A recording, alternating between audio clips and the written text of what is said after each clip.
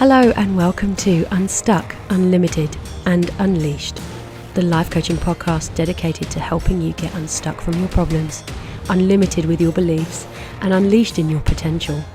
You have two guides on this journey of change and discovery, Rash Gibson of Act and Solve Coaching and myself, Kelly Sabrina of Ugly Coaching. In this episode, we discuss limiting beliefs, what they are, where they hide out, and how we can recognise them, reframe them, and ultimately move past them. We will share with you some stories on how limiting beliefs have affected us personally, alongside various tools you can use to tackle them when you come up against them in your own lives. This is episode 2, Limiting Beliefs and Ways to Harness Them.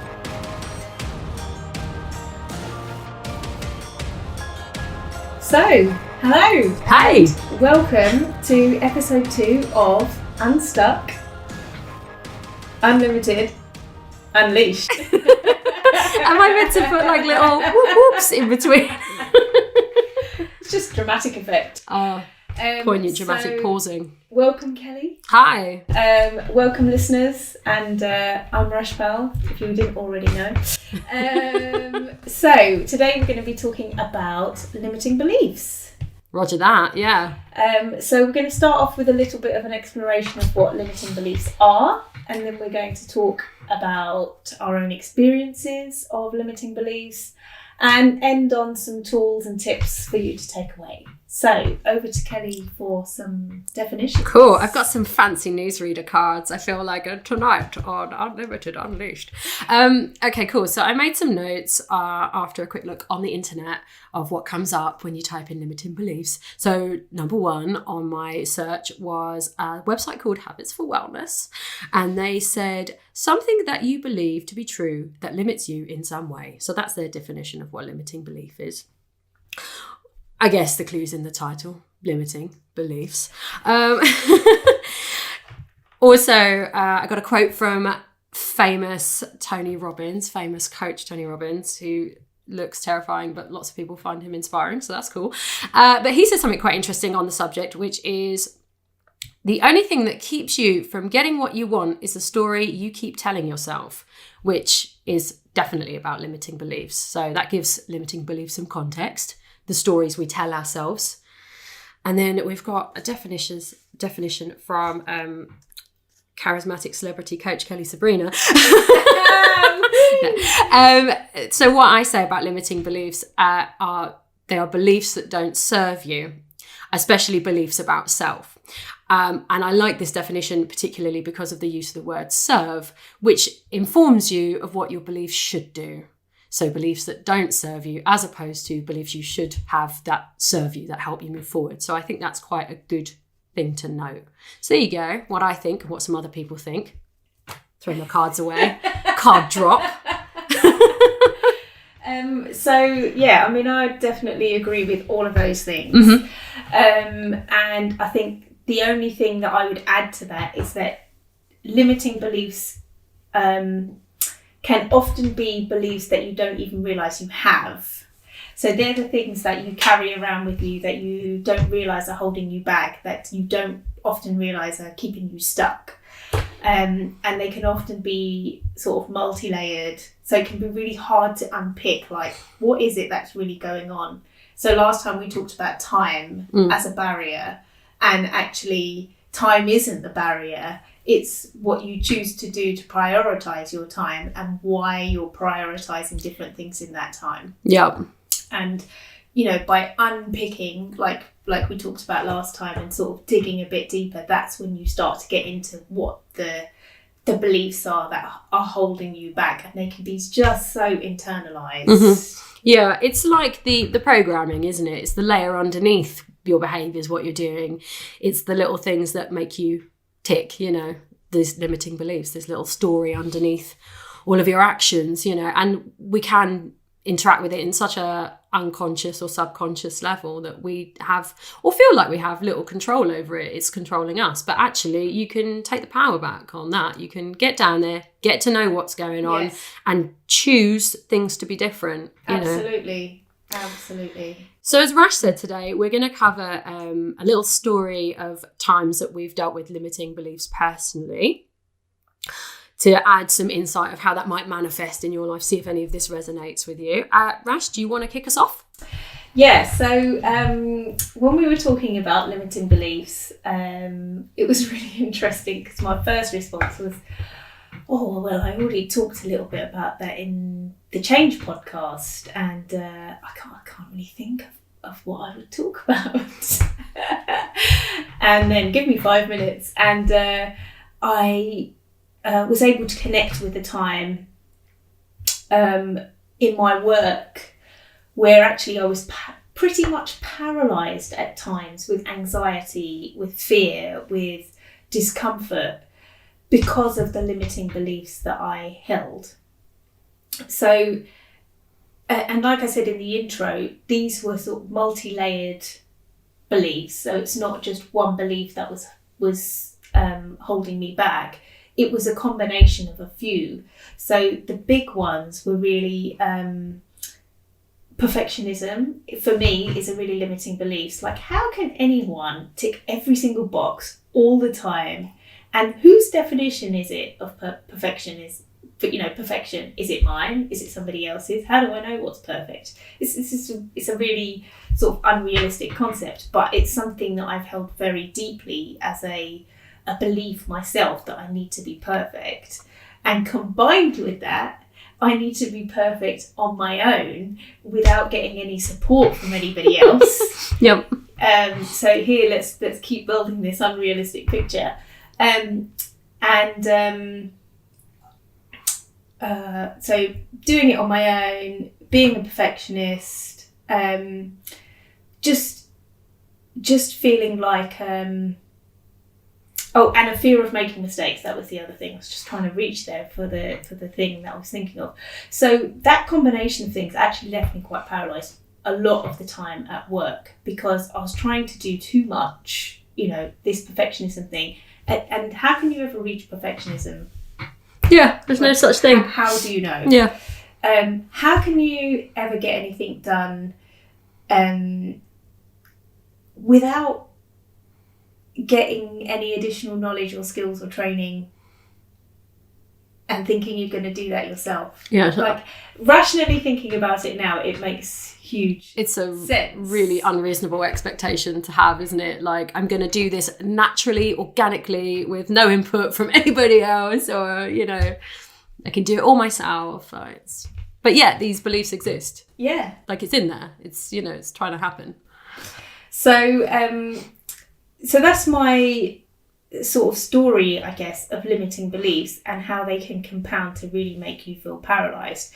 So they weren't there all the time as paralysing beliefs, but I would often get to a point where they would come together. So if I had a big piece of work to do, deadlines were looming, or if there was a lot of sort of pressure on that particular thing, sort of a lot of importance on that thing,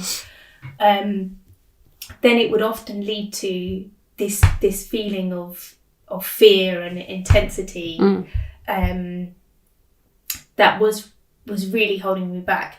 But I didn't really realise, I thought these were good qualities to have, like feeling like you're going to do your best, which is different to perfectionism, but that's how I interpreted it. And, not wanting to make any mistakes. Of course, we don't want to make mistakes. We want to do things to the best of our abilities. Or in that time, I might have said, I wanted to get everything right. And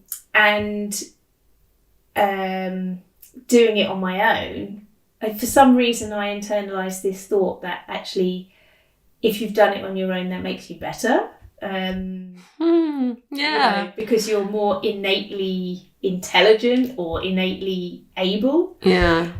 Proving something to yourself. Yeah. But yeah, that sort of combination of those beliefs just really, work is an acute example of what I can remember, but actually, it impacted on me personally as well. This sort of fear of making mistakes. I can remember a lot of times crying because I said something to someone and then I'd be reading into it like, oh my God, did I say the wrong thing? Should I have said something different? Are they not going to like me anymore? They're going to hate me, da, da, da, da. And it was all just internalized chatter. Yeah. Because, I was just second guessing myself because I'm so fearful of making a mistake rather than feeling like, oh, I did that and that was, wasn't really helpful. But we're really good friends and is enough foundation in our relationship for that not to be an issue. Yeah, you're like ruling out all the other information that that would not support the limiting belief and only taking into account things that support the limiting belief. Absolutely. But you made a really good point about how we frame these beliefs, how they can hide in plain sight. I want to get it right. Yeah. Like that seems so reasonable. And if you said to your friend, like, oh, I'm having a really hard time because I just want to get it right. No one's going to be like, oh, that's weird that you want to get it right. You've obviously got a limiting belief there. Like they do hide in plain sight. And really, this is back to why I like to use the term serve. Does that serve you? Is that helping? Is wanting to get it right making you get it any more right? Yes. That's how you can sniff these cheeky little beliefs out. Just find out if they are serving you. Because if it's not serving you, maybe reframe it, look at it again, find something else, a different way to look at it. I want to get it right doesn't mean I have to do it the first time. Add something to that belief, like, yeah, it's okay that I want to get it right, but I'm not going to expect myself to do it on my own immediately. That we add these caveats to. Yes, absolutely. And I think for me in that context as well, it's about understanding whose definition that is. Yeah. So, I might mistakenly say something to someone and offend them, but that is down to maybe their beliefs and their interpretation of what I've said as well. Yeah, their lens. It's about remembering that we all see things differently, and just because I think I've done this thing perfectly, actually somebody else might say that it isn't anyway. Yeah. So it's sometimes about the value that we put on the belief as well, and the importance of it. Yeah. I mean, when you were saying there that some of your limiting beliefs, you thought they were good things. Like you're putting value on that. If someone's starting to challenge that, you're not going to take it kindly, perhaps. You're like, what do you mean? Independence is a great thing. I'm doing it all on my own. I'm rowing this boat into shore myself. Exactly. And you kind of like affecting and changing those beliefs is actually not totally always straightforward. We're talking about, like you said, often these beliefs are layered. They're coming up in little stacks, and perhaps sometimes you notice them because a perfect storm of things have happened. You don't feel prepared. It's something important.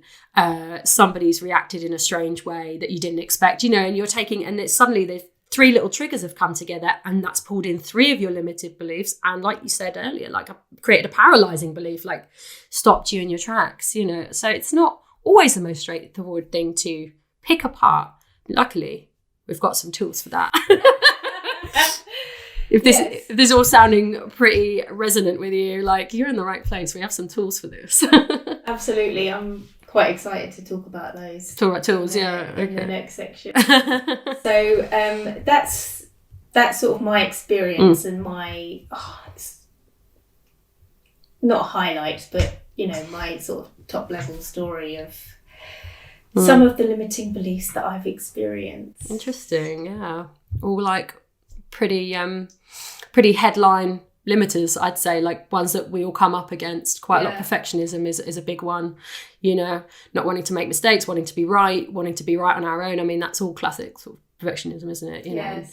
That's in the DSM-5, isn't it? Perfectionism as an actual like problem that people have medically, that you can get treated now. So if you find that you have a lot of perfectionism in your life, it might be an indicator of a little bit of work you might want to do to shake that loose and get loose of those chains. Oh gosh, I tell you what, it's so freeing when you can challenge it. Yeah. Just got deeply emotional. yeah, feeling moved. It is just absolutely life-changing, freeing. Yeah. To, I don't think that I am free of perfectionism. It is something that has been a belief in my life for such a long time that it's really difficult for my brain to not fall into those habits sometimes. But I can recognise it and I can challenge it, and I've got things in place so that if it does come up, I'm prepared, and there's enough other evidence that I've put in place for that to not have such a significant impact on me anymore. Yeah. Getting to know yourself and what particular things trip you up is a huge part of growth. It's a huge part of getting free of these things, and just being aware that that's your particular fancy, your favourite one to go to have a go at yourself with, is hugely freeing, because you're like, oh, am I doing that thing again? I know I do this thing. Is it again? Yes. Okay, cool. Yeah. You can move through it. Yeah, for sure. Yeah, knowing yourself is everything. So I'll tell you my limiting belief story, and then we can get into the heart of the tools, because my one's a little bit different actually, because I wanted to talk about how limiting beliefs can kind of physically manifest, because they do. It can be quite a physical feeling. My story is about, so I started a small online store, and every time I wanted to work on it, I had this feeling of terror in my sort of gut, and I feel like a little bit like it now, like when I think about it, like it was such a real feeling, this kind of gut knot, almost like I wanted to throw the brakes on and just stop, or worse, run, hide, whatever. And I was like, what is this? Like, what is this? I wanna do this business. I believe in what I'm doing. It's like a little eco thing. All the messages really align with what I believe. And I'm like, I think this is really cool and I want to do this. And yet something was stopping me at every turn. And when you're setting up a small business, it's like every email I was getting this kind of feeling, brakes are on and that. And it took some real unpicking. So I went to see a therapist, because I went to see her for like business coaching. I'm like, I'm starting a business, I have a business problem. Coaching is sometimes, or business coaching is often a gateway to personal coaching or personal therapy, isn't it? It's like we go for these problems of like, oh, I'm trying to do this in my business and I can't. And what we realize is that we've got some limiting stuff going on underneath. Well, also the business is you. Yeah, often, so, yeah.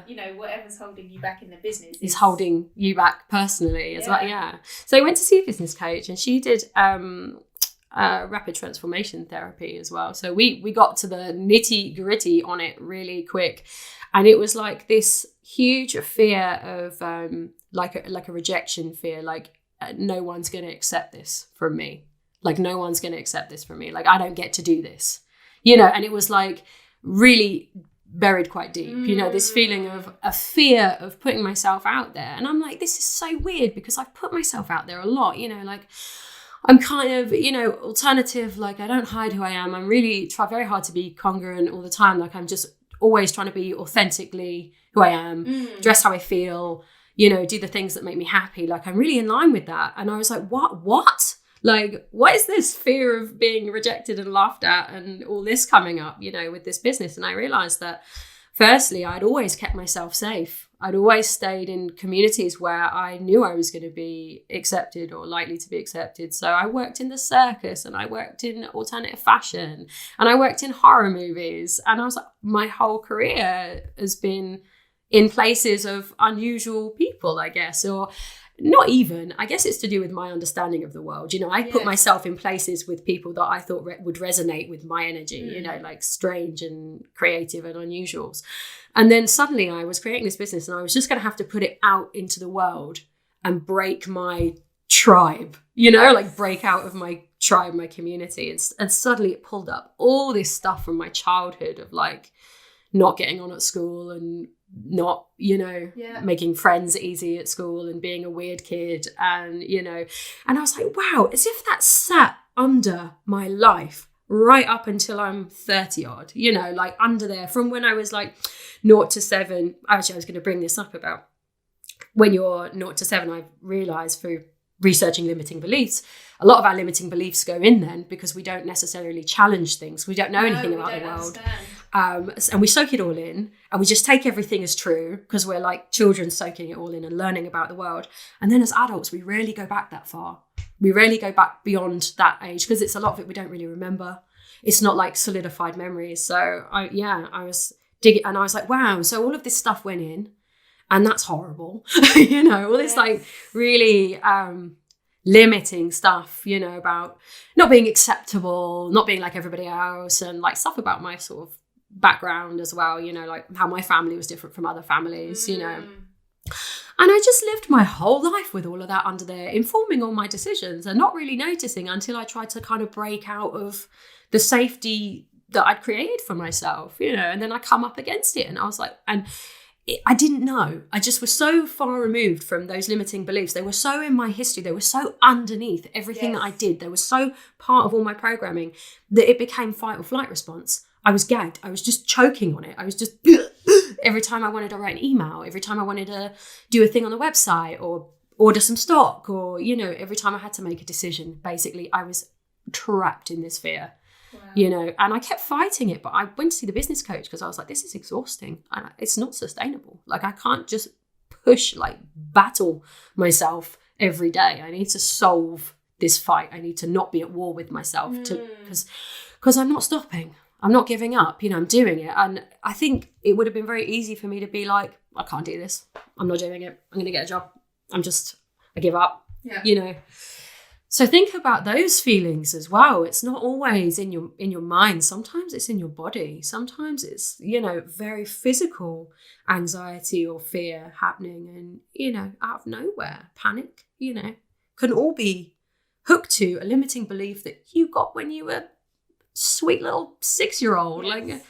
And you misinterpreted a conversation that you had with a parent where they said, that's unacceptable, and you took it as I'm unacceptable. Yes. Simple as that. Absolutely. So yeah, it's and it's really interesting that on a surface level, on an outside level, you had that motivation and you said, I'm not going to give up. So if you look at that from the outside, it doesn't seem to marry, that you have these limiting beliefs. But on the other side, you have this really motivational and powerful belief that you're going to carry on and do it. Some of the stuff that I've come across that's been really surprising and amazing in coaching is like the fear of success, like the fear of actually something coming out that's going to be really positive. Yeah. So it's not necessarily, the limiting belief is not necessarily that you are going to fail necessarily, or that it's going to be a negative consequence, but it might be that you've got all these negative feelings and you have to challenge those because there is potentially a positive outcome. Yeah, absolutely. I think you've made a great point there as well, because sometimes our biggest pushback is against success. We understand not having. We already don't have it. So what will happen if I don't have it? Nothing. I'm fine. It's safe. It's the same. I'm good. It's good if I don't have it.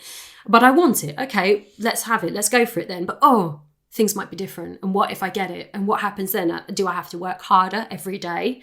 Am I more stressed every day? I mean, in a work context, that's quite a common thing. You start limiting your own progress because you think you'll be more responsible and that will be more dangerous for you. Right? So that's other things to look out for limiting beliefs, is that what happens if I'm successful? Are you looking at danger? Are you seeing danger in that? And yes. Can you reframe that? Yes. Yeah. I mean, if this idea of success, whatever it is so unfamiliar to you, then there's going to be fear. Yeah. That's how. So the sort of physical reactions that you're having in terms of your limiting beliefs are all part of that natural chemical biological brain reaction to fear and uncertainty. Yeah, to keep you safe. Yeah. 100%. Absolutely. And that's from the times of hunter-gatherers, but we don't live in that time anymore. Yeah.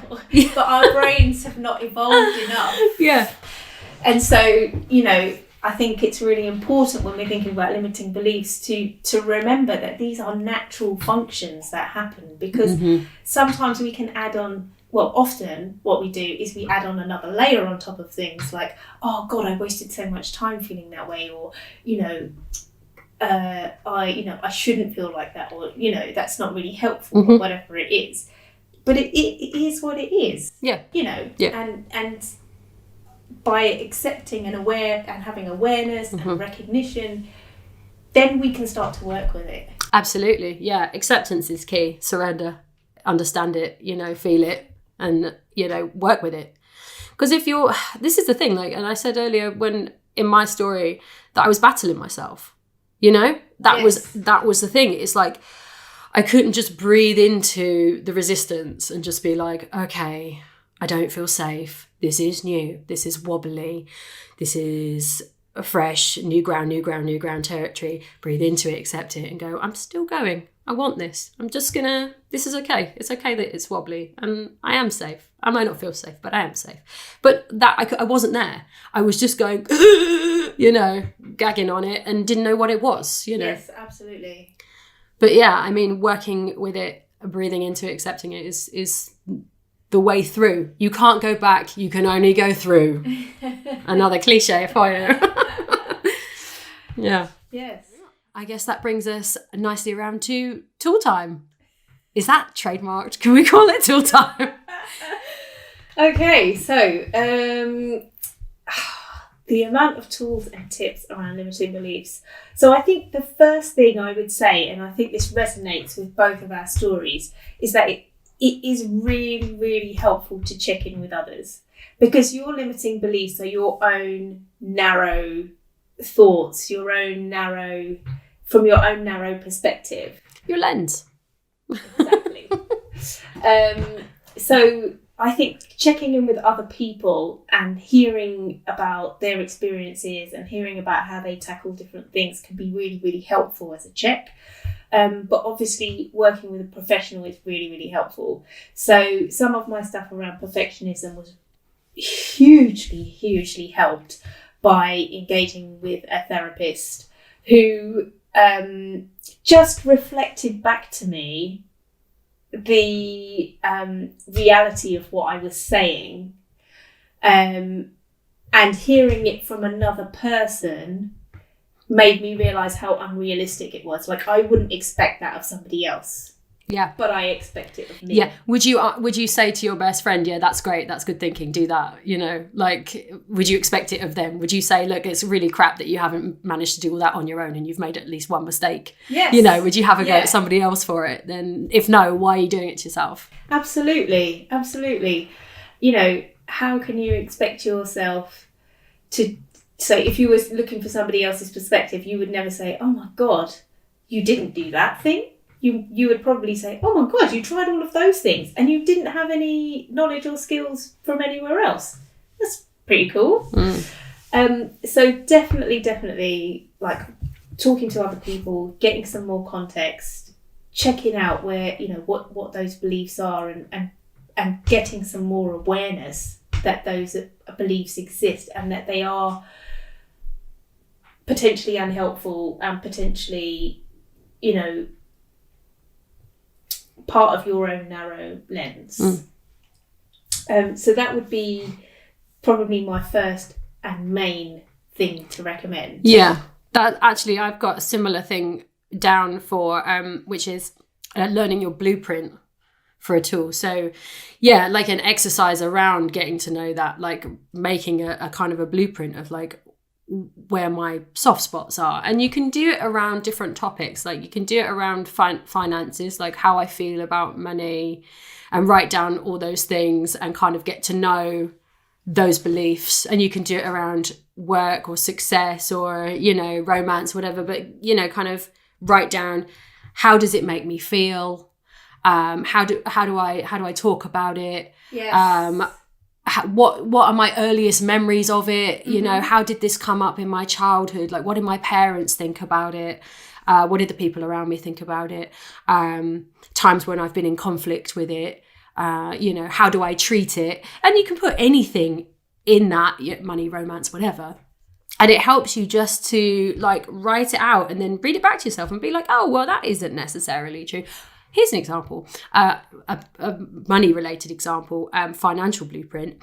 How do I feel around wealthy people? what do I think wealthy people are? Okay. Right. And then this thing about, I think rich people are all hoarding wealth. Yes. And the only way you get rich is to take it from somebody else. Right. So if I'm working on a financial blueprint, I write something like that down and then read it back to myself. I'm like, oh, hang about. That's not great or helpful. That's not going to help me do better financially. That's going to make me want to not be rich because I think rich people are troublesome for some reason. And then like, oh, people, you know, there are loads of people out there donating loads of their wealth to charities and not talking about it. And it's only a couple of people online you see on mega yachts with 500 models they've paid and you think, oh, what a bunch of assholes, you know.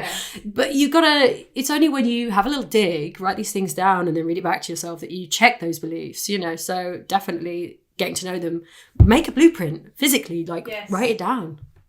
Yeah, that's really, really interesting, writing a blueprint.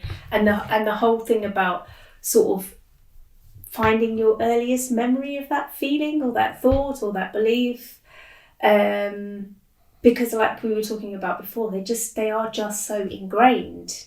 So to really have awareness and to really get down to the bottom of it, like getting to the earliest times that you can remember it is really, really helpful.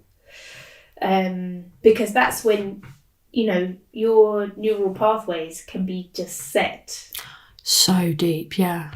And it's always been that pathway. Yeah, it just always has. When you realise how far back it's gone, then you can start to accept, actually, this has just been really ingrained in me from that time. Yeah. You know, because what can happen a lot of time when you're making change, and particularly if you do have limiting beliefs around perfectionism or making mistakes, you can start to get into a bit of blame around, oh, why didn't I notice that? Or, you know, why didn't I challenge that before? Or, oh, this is so obvious. But if you can accept that actually that neural pathway was set a long time ago and you didn't even realise it was there, then that's really, really helpful in terms of just focusing on the belief itself. Yeah. Definitely. I think, like, you know, when people say things like always is a really interesting word. Yes. Always doesn't necessarily mean true. Yes. Right? So if you find yourself saying something like, I've always been bad at math, right? It doesn't. Oh God, that's one of my bugbears. Is it maths? Yeah. Is it? I've just. I've always been, particularly, I don't know, I've heard it so many times, people saying I'm really bad at maths, or I've always really been bad at maths. And it's, I don't know, there's something about it when people say that. Yeah. It's like, maths is so big, what do you mean? Do you mean you couldn't really engage with it at school? You know, I think what the bugbear is that I feel like they're writing themselves off. Yeah, it's a challenge-free statement. It's like, I'm not even going to consider maths as an option. I've always been bad at maths. Maths is a write-off.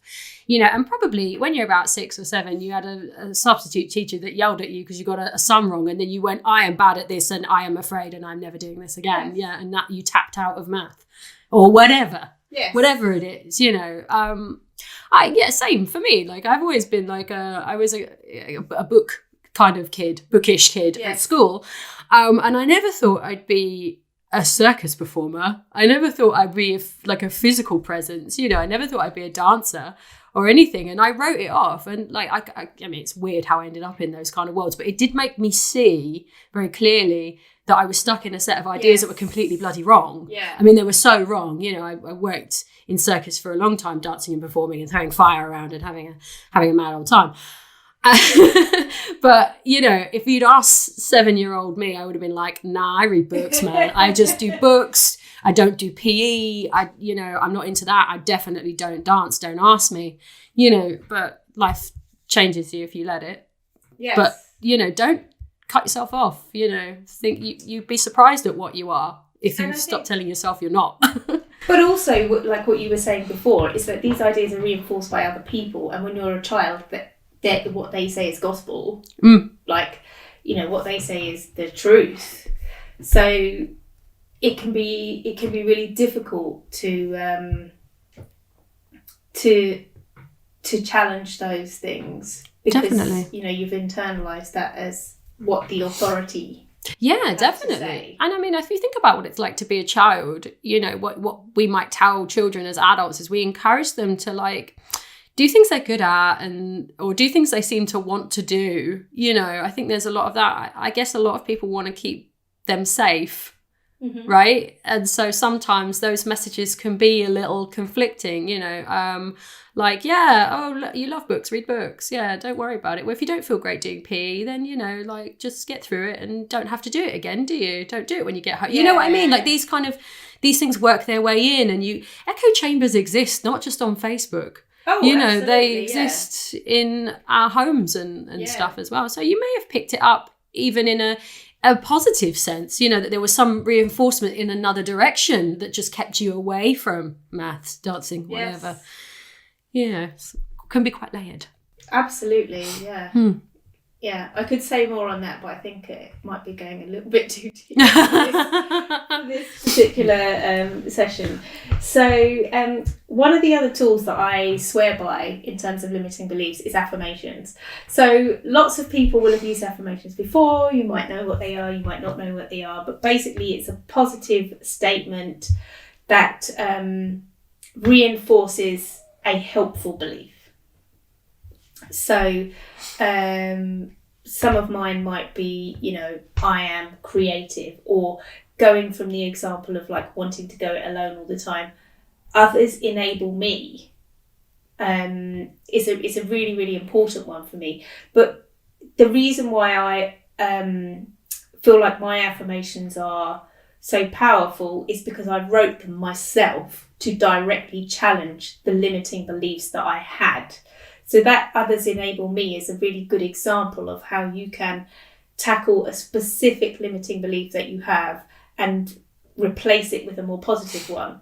But like when we talked about in the previous podcast, you have to do it on a regular basis because, you know, we're talking about stuff that you might have been thinking for the last 30 years, since you were 7 years old, let's say.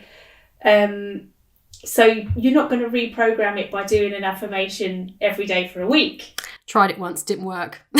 That's not going to cut it. Yeah. You're rewriting the program.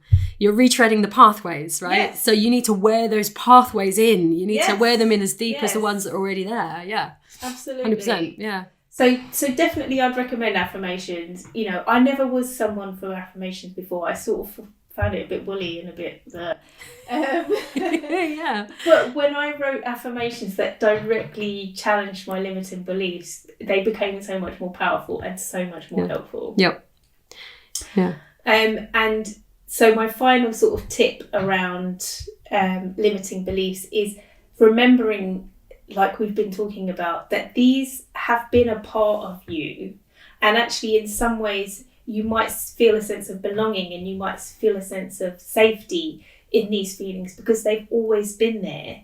So just giving yourself that leeway, that opportunity to maybe grieve some of those feelings, to let them go, and to recognise that they're going to pop up at times because, like you say, the grooves are just there in your brain and they're not necessarily going to go.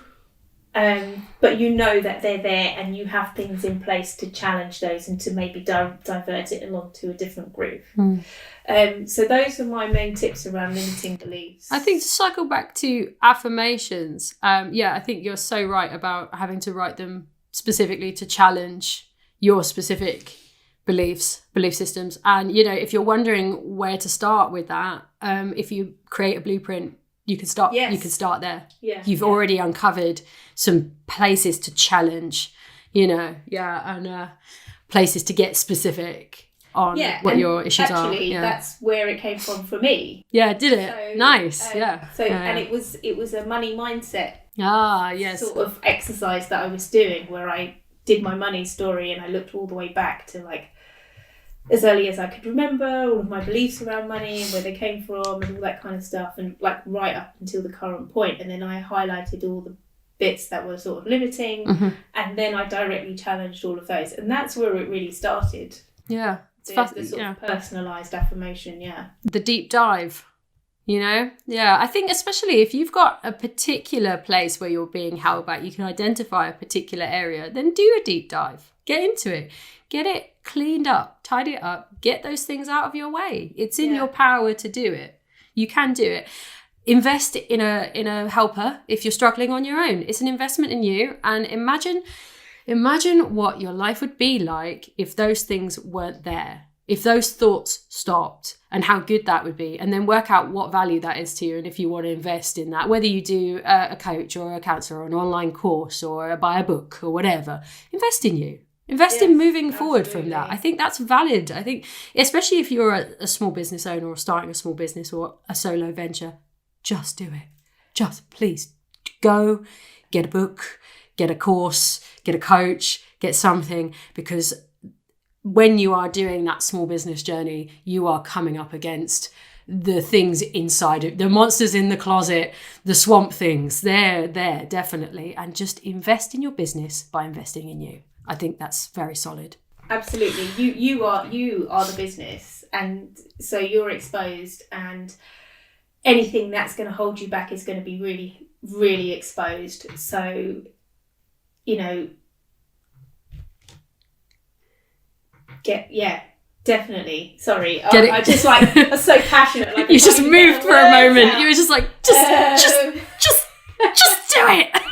But I think, you know, obviously for me and Kelly, we've both got personal experience of having really powerful change happen through interacting with other people, through getting some helping support. And you know, we like it's been life changing. Advocate it in any sort of form, really. Any version that resonates with you, absolutely advocate it, 100%. Yeah, absolutely. Get out of your own way as soon as you can. I mean, and also, you know, for me, that was, I mean, I started that small business like I think about 18 months ago, if, you know, chucking a number out there.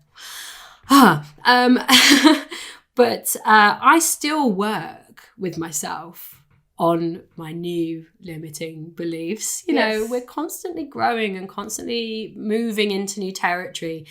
And that might mean that you need to refresh that work. Yes. Do it again. Yes. What is my blueprint now, 6 months later? You know, that's healthy. I might come out against something else. Do I need to do a blueprint about something else? Or do I need to see a coach about something else? Do I need to read a book about another area of my life that's causing some dissonance, you know? So don't be afraid to kind of consider it maintenance. Yes. You know, it's all right to maintain yourself and what you're about, you know. Well, I mean, if you think about your body, you know, there's a billion different ways to like keep your body toned and conditioned and, you know, healthy, and it takes maintenance. Yeah, the mind is a muscle. Just as your brain does. You got to work it out. Yeah, 100%. 100%. I've got a tool, more on the woolly woo side. Woolly woo. Yeah, I promised you I'd get more of my woo out. Skeptic. That sounds wrong, doesn't it? And the woo now. She wanted to call me a spook. I don't know how I felt about it. No, that was just an off the cuff. Just an off the cuff remark. Just a bit of, you know. Like, I was trying to think of a synonym. It's like a spooky lady.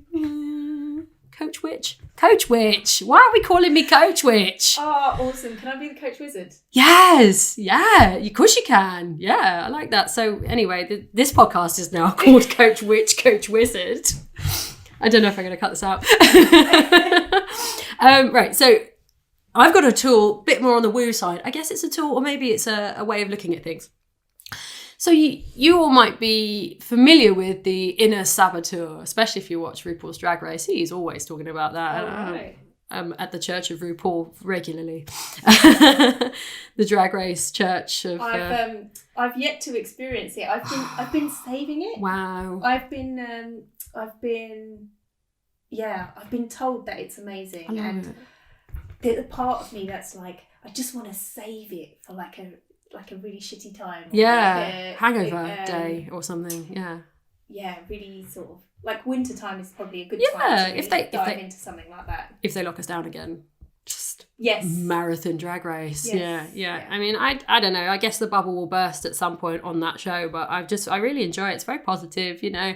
And they really have this. They advocate this sort of kind of, you know, be your true self kind of message. You know, express yourself, and they're kind of finding their expression through drag, and that's kind of wonderful. And I love the idea of costumes and permission, like how wearing a costume can give you permission to do things. And I think drag kind of is a version of that. That this persona that you put on enables you to become, it's like a superhero persona, you know, enables to free you, but what you learn about yourself through that experience. And I think Drag Race really captures parts of that I just find so comforting, and I just really enjoy watching it. And I'm like really pleased that message is just getting out there to people, to like put the costume on and be the thing, and, you know, live and work and just you know, just get out there and then take those lessons into yourself and become stronger, become more robust, and become more in tune with yourself through that experience. Anyway, I like the show. Can you tell? How much I like the show? I'm still not onto my thing yet. Saboteur, right? Sorry. So we talk a lot about saboteurs and naming your saboteur and recognizing that person. You know, Sharon turns up and she's like, "Are you gonna do that? Is that what you're gonna do?" I don't know. That's my saboteur. She's like that. She's like, "You're so lame," you know, whatever. And they talk about that, like naming your saboteur, getting to know your saboteur, recognizing that. But I think it's really important to talk about that in terms of also the balancing energy of the higher self. Like the higher self as in the person that loves you unconditionally and sees your worth, your value, your epicness, your beauty, your, you know, talent, your endless creativity, just because you're a human, a living human, right? This kind of unconditional love.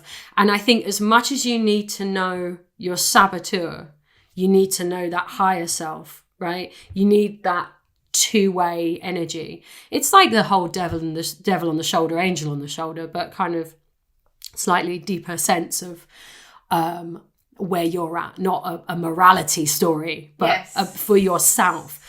So as much as you know Sharon, who goes, "Oh, don't do that, everyone will laugh at you," or whatever, you need to know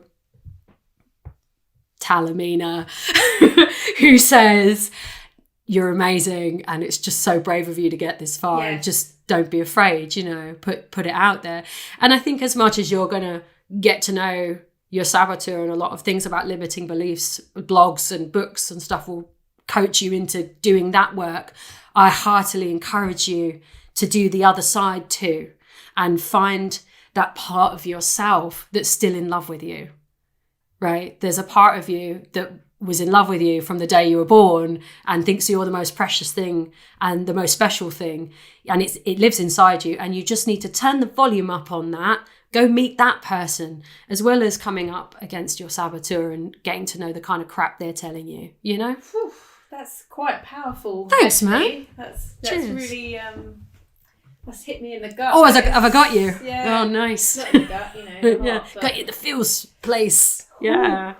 Yeah, it's a hard one. If I ever work with a therapist or a helper and they start telling me about that part of me that, you know, loves me and stuff, I get upset immediately. I'm in tears. If anybody tells me I'm lovely or wonderful, I'm like, I don't know what that's about. Yeah, I'm still working on that. That's still something I'm doing. I'm in this journey, you know, still. I think we are forever in a way, because these things change and grow with us because they're part of us. And I think I said to you earlier, you know, you got to work with the shadow because you need to accept the whole self, you know. And I think that also means you need to work with that unconditional loving part, because you need the whole self. It's only the whole self that can be healed, that can move forward, that can grow, that can change, you know. So it's really getting that perfect united being going on. Look at this little hand gesture. People listening won't see the hand gesture I'm doing. Imagine something really profound that I'm doing with my hands. Not a basic cupping circle. Cool. So I had another tool actually. I would just scooch over, because we've covered like blueprints and affirmations and higher self and some other stuff. And I've got like a tool that I've recently come across that I'm not like totally sure of yet, but I've recently tried tapping therapy. And it's not something that I would have gone off and done kind of, because somebody said, oh, try tapping, I would have been like, yeah, I don't know about just tapping on bits of myself. I'm skeptical about that. I'm fairly woo, right? I'll try anything. I'm pretty easy breezy, and I love energy and the idea of like that kind of more spiritual side of coaching. Like, I really love it, but I am very skeptical of it because I don't want to be sold horseshit. Yes. Ever. Like, yes. and I don't want to tell people stuff that's crud, you know, and be like, oh, just breathe in some lavender and hold some crystals and your problems will go away. I don't think that's quite right. I think some of these things are great symbols for change, and they can help us focus our energy for change. I think that's great. And if it works for you, brilliant. And it's worked for me. You know, I have little physical manifestations of things that I'm trying to work on. You know, I have crystals because they represent something I'm trying to work on. Yeah. Not that I believe that the crystal is essentially changing me. Maybe it is on some quantum level. I don't know. I'm not a god. We don't know, do we? Like, you have to be open. This section of the podcast is now called Into the Woo. I think in some areas people use woo as a slang for vagina. So I think they do. They do. It's not into that woo. Just to be clear. Just carry on with made it so awkward. So yeah, I'm not like, I like a bit of woo. That's fine. But I'm skeptical, and I like to kind of understand, or at least try these things, see them work on me, and then figure out what it is that's working on me. Yes. So at least if someone's coming up to me with some skeptical ideas, I can be like, yeah, okay, I can see why you think that, and this is how I feel different.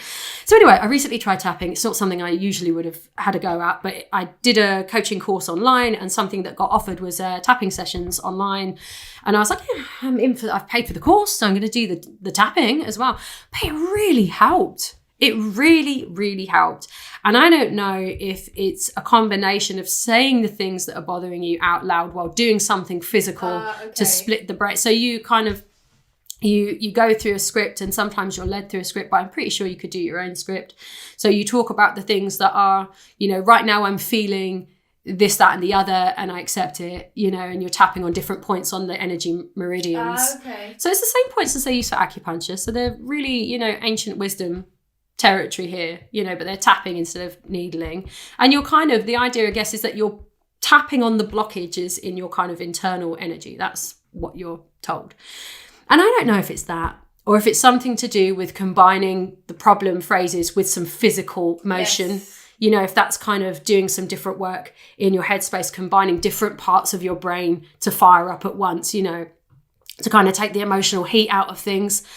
I don't know if it's that. I don't know if it's like a placebo thing. Because, I mean, in medical history, the most consistent effect of any medicine is the placebo effect, absolutely. Right? And I don't know why we don't leverage this in everything we do. It seems to be the one thing we can count on. And yet here we are going, oh, it's just the placebo effect. No, it's brilliant. Leverage it. Make it happen. Use it. So I don't know if that's part of it. If you just feel like this should work, so I'm doing it, so it should work. I'm not sure. But I liked it. It helped me. I felt great. Especially there was a point where the person leading the session would talk about all the things that would kind of create resistance. So she's bringing the resistance up, and you're doing these like big taps on your collarbone and going, listening to the resistance and leaning into the resistance and facing it. And it felt really good. It felt really, really good. I felt very changed. I felt very moved. I felt fresh, you know, after, and, you know, I did feel better. Well, I mean, I think we all know that we hold tension, we hold negativity in our body. Yes, it physically can manifest, yeah. We get stress in our shoulders. You described it like a feeling of tightness and physical difficulty when sort of talking about your limiting beliefs before. Yeah. Certainly, you know, I've felt panic-stricken before, and it's very physical. Yes. Absolutely very physical. Panic attacks are physical, yes. Yeah, 100%. So for there to be a physical resolution makes sense. Yeah, 100%. In a way. It's just about, I guess, there not necessarily being scientific evidence or that kind of stuff behind it, because it's a different kind of... solution, I guess. It's a different and I mean, science has only got answers for what it's studied, right? Well, that's a there's a sort of a bias there of what people want to study and what people want to put money in to study. And tapping's free, so no one's going to pay to prove it, because then you've got something free that makes you feel good, and they can't sell you a Valium or whatever. You know, I think you've always got to wonder that about things like who's paying for this, right? Who's making money off of it? And if it's free, if it's something we can just do ourselves, you know, or some one person can do half an hour of tapping with 20 people, 40 people, 50 people online, you know, it's quite a low cost solution to some of life's feelings, you know. And if no one's kind of benefiting on a corporate scale, then I guess no one's going to pay the scientists to sit down in a lab and do it.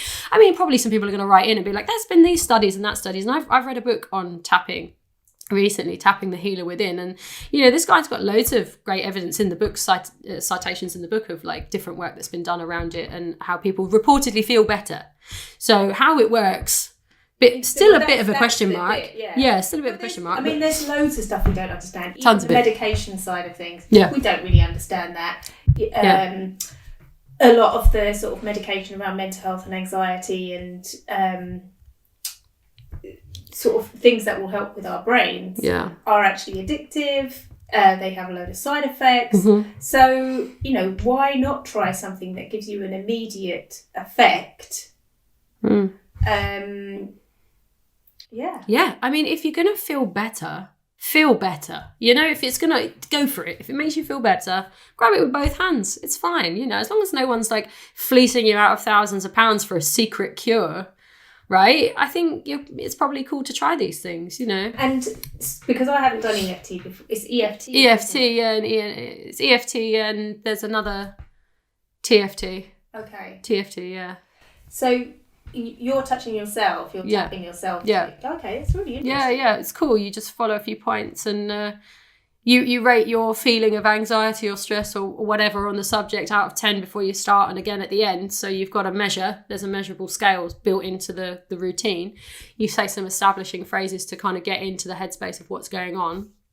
In the book about Tapping the Healer Within, he talks about bringing the problem to the surface. You know, you have to kind of trigger the problem, bring it up, and then tap on it, basically. And EFT works similarly. I think they just tap some different places and have some different algorithms of tapping to deal with stuff. But yeah, no, I thought it was great. I just really enjoyed it. And obviously it's based on some ancient wisdom of, you know, energy fields, energy lines, meridian lines and stuff. So there's something to it. But I mean, just because we don't totally understand stuff doesn't mean it doesn't work, you know. Absolutely. I think I'm very open to lots of things. When we started, here we go into the woo again. When we started, Rash and I studied life coaching together. And when we were studying life coaching, I was sitting there looking at the tutor thinking, this is just witchcraft. And not in a like, oh, what are you doing? I don't understand it way. In a way that like, I watched The Craft when I was 16, got heavy into Wicca and paganism and studied it like the nerd that I am. And then learning coaching at 30 or whatever, sitting there going, you're just teaching us witchcraft. This is spell casting. I do the same exercise, but I'll light a black candle, you know, and call it a spell. Like not to debunk witchcraft, paganism and Wicca, not to have a go at that and not to have a go at coaching. I'm just saw a parallel and I just couldn't believe that no one's talking about it.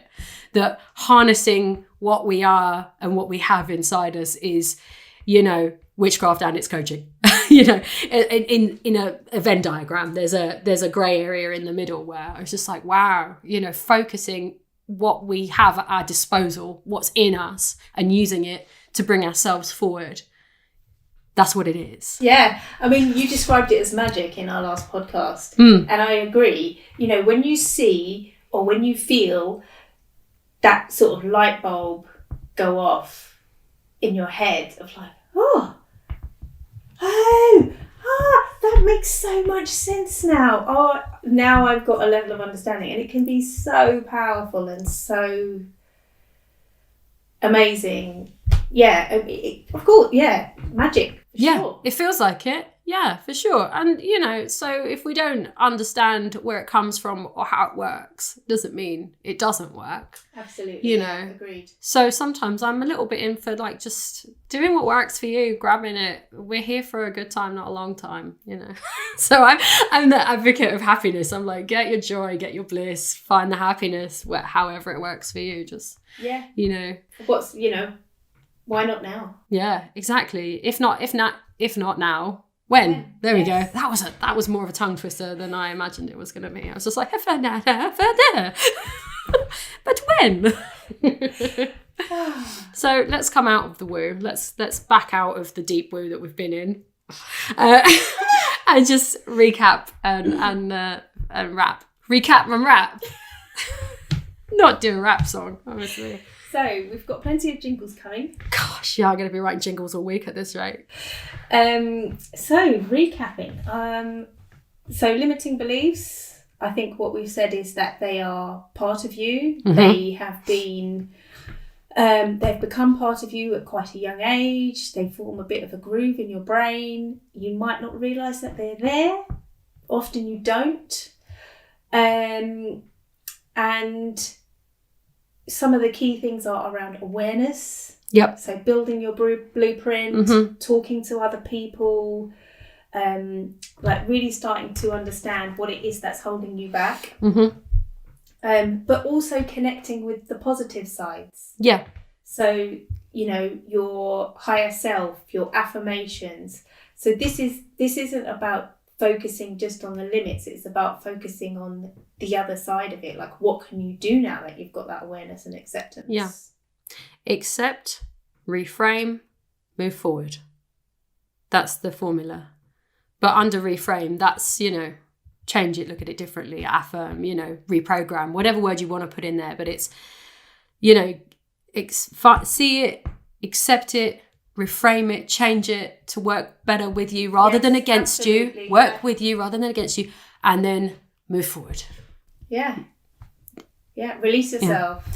And if you're ever unsure, you can always ask yourself, like, how would I feel if nothing changed in a year's time?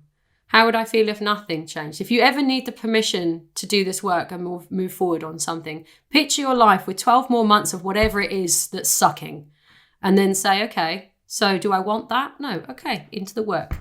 Also, another useful tool for that is to list out all the reasons why it will be okay if you do make that change. Yeah. Because sometimes we need to give ourselves permission. Yeah. Yeah, exactly. Permission's part of sort of the acceptance as well, isn't it? Sort of see the thing, accept the thing, look at the change, reframe it, permission to move forward, and then happier days. Take that, limiting beliefs. All right. Thank you, Kelly. Thank you, Rash. See you again next time on Unlimited, Unstuck, Unchanged. No, definitely changed. Unbridled, unwanton, unwilling. Thanks for listening to Unstuck, Unlimited and Unleashed.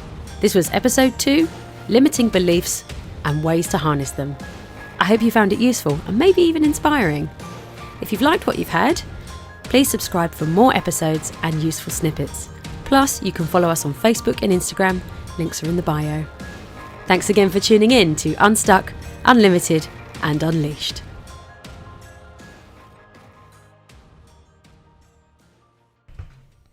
So, on to the exciting tools section. Time for tools, it's tool time. Tap, tap, tap, tap. That's not a hammer. Are you doing cut it? Are you doing cut that out, or are you doing tap it for anxiety tapping? I was trying to do a tool, like a hammer. This is where we talk about how we're coaches and not builders. Yeah, this is how you do hammer. It's like a strange karate chop. I'll leave this in. I'll leave this very humanising for us. Well, I think the more laughter is the better. Okay, no, I've ruined it. I've ruined it now.